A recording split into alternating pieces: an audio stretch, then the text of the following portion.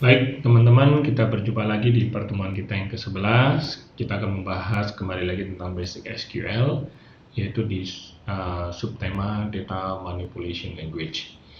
Nah, Data Manipulation Language atau DML, di mana ketika kita menggunakan query atau SQL ini, kita bisa melakukan sejumlah operasi manipulasi. Di antaranya kita mengambil atau select, kemudian kita memasukkan atau insert, kemudian kita mengubah atau update, kemudian kita menghapus atau mendelete. Nah, yang pertama yang kita akan pelajari adalah menggunakan select atau mengambil data. Nah, format dasarnya adalah select from. Nah, where ini adalah bukan mandatory, dia adalah opsional. Yang mandatory adalah teman-teman gunakan select from. Nah, select attribute list, from table list, dan where condition. Yang teman-teman yang harus perhatikan di sini adalah untuk condition, teman-teman harus pastikan bahwa conditionnya harus memenuhi Boolean expression. Di dalam Boolean expression nanti teman-teman bisa menggunakan beberapa operan yang ada di Boolean, di antaranya yaitu and, or, not, ya. Teman-teman mengingat kembali pelajaran pada saat yang lalu ketika saya akan menggunakan Boolean expression. Sebagai contoh, ketika dua ekspresi saya akan and kan true and true, maka true, true and false, maka false, false and true, maka false, kemudian false and false adalah juga false, true or true juga adalah true, true or false, true, false or true, dia true, kemudian false or false, dia akan menjadi false. Nah, teman-teman bisa buka kembali nanti di pelajaran tentang ekspresi Boolean. Nah, sebagai contoh di sini adalah ketika kita hendak mengquery dari dua tabel. Nah, teman-teman harus perhatikan bahwa ketika saya akan melakukan query dari dua tabel ini, prosesnya bagaimana. Nah, ketika saya akan mengquery mengambil data yang mana departemen name-nya sama dengan research, saya akan dapatkan seperti yang saya arsir, dapatkan di number sama dengan 5. Kemudian saya akan hubungkan antara employee dengan department, saya akan dapatkan demikian. Di mana di DNO di tabel employee sebagai foreign key, di number di tabel department adalah sebagai primary key. Nah, ini memiliki hubungan sehingga ketika saya jalankan query ini akan menghasilkan 4 record sesuai dengan jumlah yang didapatkan atau yang dihubungkan. Selanjutnya adalah kalau kita ingin mengambil data dari 3 tabel yang berbeda seperti ini. Nah, teman-teman juga nanti akan memperhatikan prosesnya. Hubungan antara project dengan department akan dihubungkan dengan primary key dan foreign key apa, yaitu dinum dan dinumber. Departemen dengan employee yang akan dihubungkan dengan foreign key apa, manager SSN dan primary key-nya SSN. Kemudian di situ ada filter, location sama dengan Stafford. Oke, kita coba jalankan. Location sama dengan Stafford, maka saya akan dapatkan seperti yang saya arsir demikian. 2 project, yaitu computerization dan new benefits. Kemudian saya akan hubungkan project dengan department, dinum sama dengan dinumber. Saya akan dapatkan dinumbernya adalah administration. Nah, dari dinum yang administration, maka saya akan dapatkan manager SSN-nya adalah 987654321. Maka saya akan dapatkan demikian. Maka totally hasil daripada query ini adalah akan menghasilkan 2 record, yaitu pin number-nya 10 dan 30, dinamnya 4, last name-nya adalah Wallace, kemudian address-nya dan birth date-nya. Selanjutnya teman-teman juga akan belajar tentang ambiguous attribute names, aliasing, renaming, dan tuple variables, di mana ketika teman-teman menjumpai ada case demikian, yaitu saya akan melakukan query terhadap field yang namanya sama. Teman-teman lihat di sini ada name, di mana name sendiri berasal dari tabel employee dan department. Apa yang terjadi kalau kita jumpai demikian? Teman-teman ingat harus menggunakan yang namanya table source name-nya, yaitu sebagai berikut: employee.name, department.name. Sehingga ketika name ini mau diakses, dia tidak akan ambigus, tidak akan membingungkan. Name ini name yang mana? Name yang ini, yang pertama di dalam select list adalah employee, name dari tabel employee. Di where clause-nya menyummon name lagi adalah name dari tabel department. Oke. Kemudian kita juga gunakan aliasing di from table, kita juga bisa lakukan sehingga nantinya pada saat kita deklarasikan di select attribute list-nya akan menggunakan aliasing name-nya. Demikian juga di where clause-nya akan menggunakan aliasing name-nya. Kemudian juga kalau teman-teman mendeklarasikan query tanpa where, maka harus diingat bahwa hasilnya adalah akan mengeluarkan seluruh isi tabel tersebut. Sebagai contoh, kalau kita select SSN, maka dapatkan semua SSN yang ada di tabel employee. Kemudian, teman-teman juga akan melihat query dari dua tabel demikian juga. Apa hasilnya? Kalau tadi dari satu tabel, semua isi tabel, kebetulan 8. Nah, sekarang kalau dari dua tabel, employee berisi 8 record, department berisi 3 record. Ketika saya query dua-duanya, maka saya akan dapatkan data 3 kali 8, 24 record. Seperti yang ada di samping di sini. Menghasilkan data kombinasi seperti ini. Nah, teman-teman juga akan belajar menggunakan asterisk atau star. Ketika kita select stars, nah apa yang terjadi? Akan mengembalikan seluruh atribut yang ada pada tabel tersebut. Sebagai contoh, kalau kita di query yang pertama select from employee, maka mengembalikan seluruh atribut yang ada di tabel employee. Kalau dari dua tabel, employee dan department, maka saya akan mengembalikan seluruh atribut yang ada di employee dan department. Nah, nanti teman-teman bisa mencobanya. Oleh karena itu, penggunaan select star atau asterisk ini sebenarnya pada saat teman-teman nanti di praktek, maka sangat dihindari kita menggunakan select star ini. Nah, alangkah baiknya atau best practice-nya adalah kita menggunakan menspesifikasi satu demi satu atribut apa yang mau kita ambil. Nah, pada saat kita melakukan query, pada dasarnya SQL itu akan men-treat tabel ini sebagai tidak hanya sebagai set, tetapi dia akan treat sebagai multi-set, sehingga sangat memungkinkan terjadi namanya duplicate tuples. Nah, duplicate tuple ini sendiri oleh SQL dia tidak dihapus. Kenapa? Ada beberapa alasan seperti yang dijelaskan dalam buku tersebut. Nah, duplication ini sangatlah mahal prosesnya ketika kita ingin mengurangi duplication. Nah, oleh karena itu pada saat kita menghasilkan query, biasanya query akan mengeluarkan as is atau seperti apa adanya. Dan yang kedua, user juga menginginkan duplicate tersebut. Nah, oleh karena itu si SQL akan mengembalikan as is juga. Dan juga pada saat kita melakukan agregasi, nanti kita akan pelajari lebih lanjut, tentunya agregasi itu akan melakukan perhitungan juga terhadap duplication tersebut. Sehingga sebenarnya kita tidak perlu melakukan elimination. Tetapi kalau memang kita ingin melakukan elimination, teman-teman bisa gunakan distinct sebagai berikut. Ya. Nah, table juga sebagai set, kita akan berlakukan dengan menggunakan teori matematika. Apabila kita lihat demikian, ada set union, ada set intersect, dan ada set except.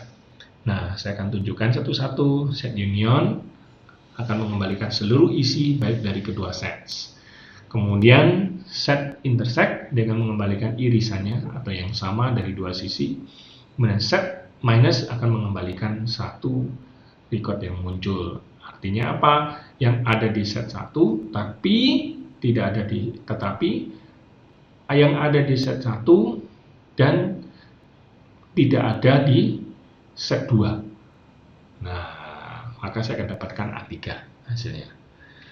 Kemudian, teman-teman akan melihat lagi, yaitu ada yang namanya substring pattern matching, yaitu dimana kita bisa gunakan like dan kombinasinya tanda persen, dimana sebagai contoh kalau kita like kemudian persen Houston persen, maka kalau kita artikan, maka kita akan mencari alamat yang mengandung kata Houston text.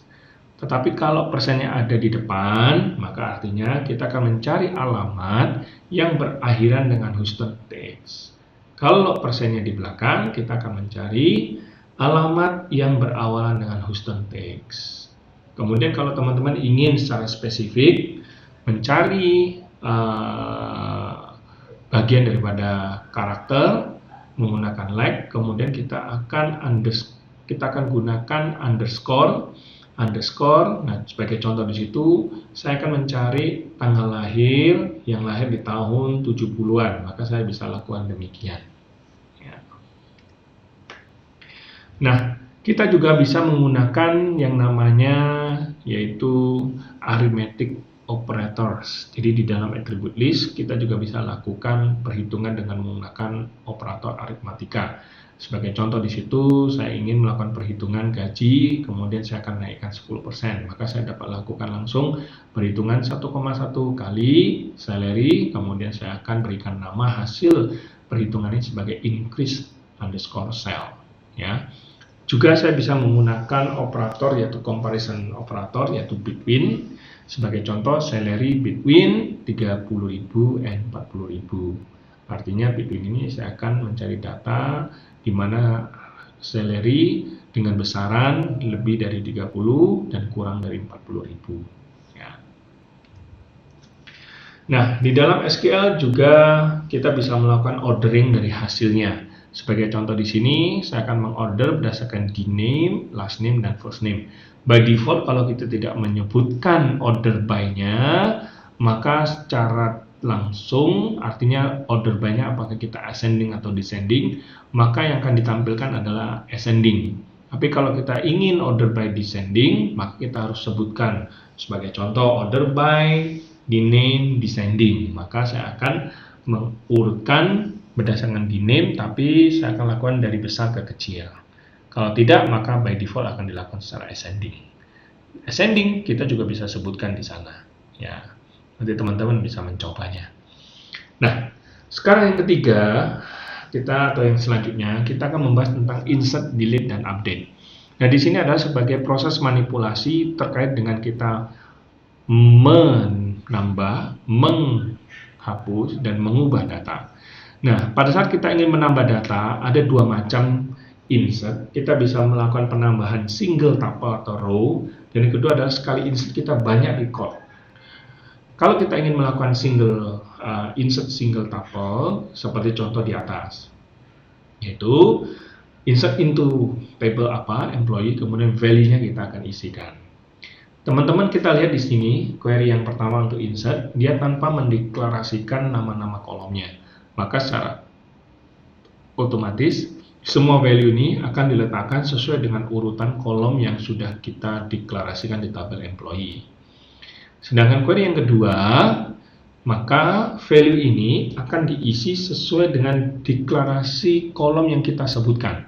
Jadi Richard dia akan masuk ke first name, Marini akan masuk ke last name, 4 akan masuk ke DNO, 653, 298, 653 akan masuk ke SSN.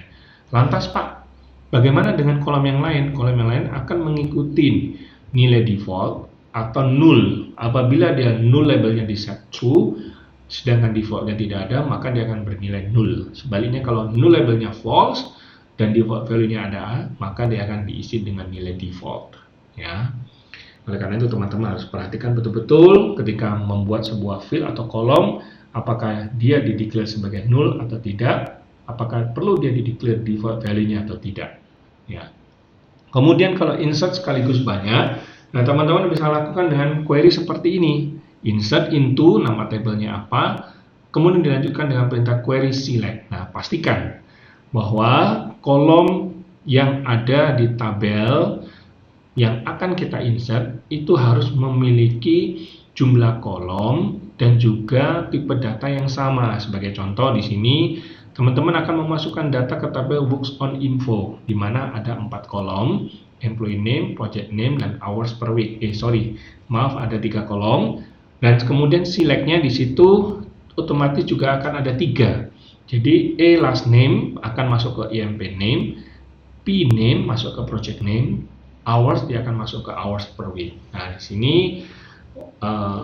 otomatis kalau misalkan hasil query select ini menghasilkan 3 atau 5 record, maka dia akan masuk ketiga-tiganya atau kelima-limanya ke dalam tabel box info. Nah, query ini sering kita sebut juga sebagai bulk insert. Bulk insert, tulisannya BULK, bulk insert. Kemudian delete. Nah, teman-teman ketika ingin mendelete, teman-teman bisa gunakan perintah delete demikian. Nah, pastikan ketika kita hendak menghapus, kita harus declare where-nya. Kalau tidak, sebagai risiko seluruh isi tabel akan terhapus. Ya, oleh karena itu teman-teman harus perhatikan. Nah, nanti teman-teman bisa coba bandingkan kalau saya menggunakan truncate, apa perbedaannya.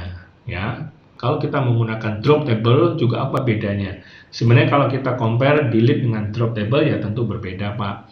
Kalau kita delete maka hanya datanya saja yang terhapus dan kita juga bisa lakukan rollback. Ketika kita drop maka seluruh tabel baik itu struktur maupun isinya akan terhapus. Nanti kalau kita menggunakan truncate apa bedanya? Silahkan Anda cari. Kemudian perintah update juga sama, kita bisa melakukan update daripada isi tabel. Untuk setiap kolom mana yang mau kita update, kita bisa deklarasikan. Sebagai contoh di situ, update tabel apa, kemudian set, kemudian kolom apa yang mau kita update. Dan ingat, sama halnya dengan delete, teman-teman harus declare where-nya. Kenapa? Kalau tidak, akan terupdate semua isi tabelnya. Oleh karena itu, hati-hati ketika menggunakan dua perintah ini. Ya.